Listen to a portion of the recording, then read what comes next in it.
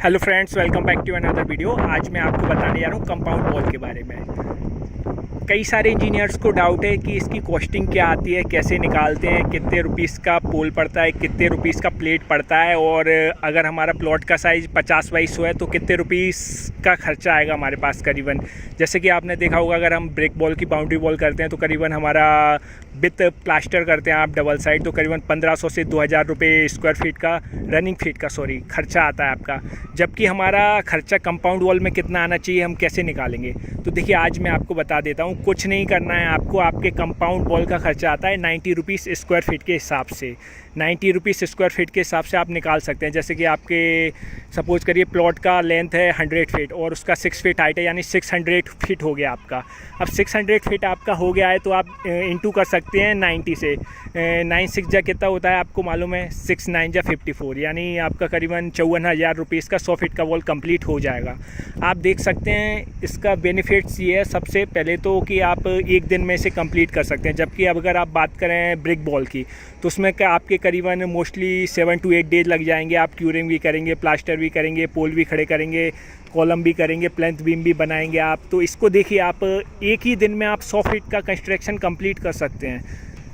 क्या प्रोसीजर रहता है इसका मैं आपको बता देता हूँ। देखिए, ये आपका जो वर्टिकल कंपोनेंट है इसे हम बोलते हैं पोल, और जो आपका हॉरिजॉन्टल कंपोनेंट है इसे हम बोलते हैं प्लेट्स। ठीक है। अब प्लेट का जो लेंथ रहता है वो आपका 7 फीट 6 फीट रहता है, और इसका विड्थ जो रहता है वो आपका रहता है करीबन 1 फीट के आसपास। तो आप देखिए, इसका कहने का मतलब ये है कि आप इसका यूज स्टोर बनाने के लिए, रूम बनाने के लिए भी कर सकते हैं। कि अगर आपको सपोज करिए स्टोर रूम बनाना है तो आप इसे 10 फीट तक 14 फीट तक इसका हाइट का वर्टिकल पोल आता है, उसका यूज कर सकते हैं आप। तो देखिए, आज आपको मैं प्रोसीजर बता रहा हूँ। क्या प्रोसीजर रहता है ये लगाने का? सबसे पहले आपको लेआउट करना होता है, फिर उसके बाद आपको लेबलिंग करना होता है, फिर उसके बाद आप एक्सकवेशन करते हैं, जैसे कि ये हमारे भैया कर रहे हैं।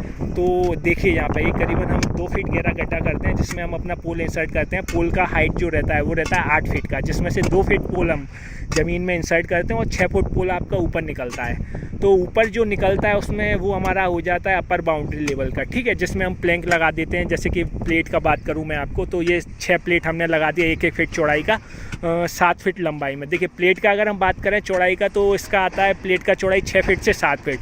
जबकि वर्टिकल पोल का मैंने आपको बताया 7 फीट से स्टार्ट होता है 14 फीट तक, कितना भी ऊंचाई का आप ले सकते हैं। और ये एक टेम्परेरी कंस्ट्रक्शन बोल सकते हैं हम इसे। अगर आप चाहें परमानेंट कंस्ट्रक्शन करना है तो आप इसे यूटिलाइजेशन दोबारा भी कर सकते हैं, दूसरे आप प्लॉट में भी इसको लगा सकते हैं, रीयूज कर सकते हैं।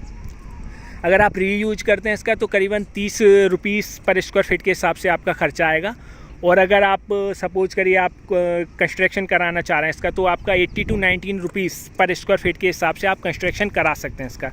6 फीट का जो मैं बता रहा हूँ आपको, इसको आप वैसे भी फैला सकते हैं रनिंग फीट के हिसाब से। अगर आप हाइट बढ़ाएंगे तो इसका और बढ़ता जाएगा 90 रुपीज़ स्क्वायर फीट के हिसाब से। जो जितना भी स्क्वायर फीट आपका बनेगा वो 90 रुपीज़ के हिसाब से बनेगा। ठीक है दोस्तों, ये हमारा पार्ट 1 हुआ। पार्ट 2 में मैं आपको और डिटेल में बताऊँगा। देखने के लिए धन्यवाद।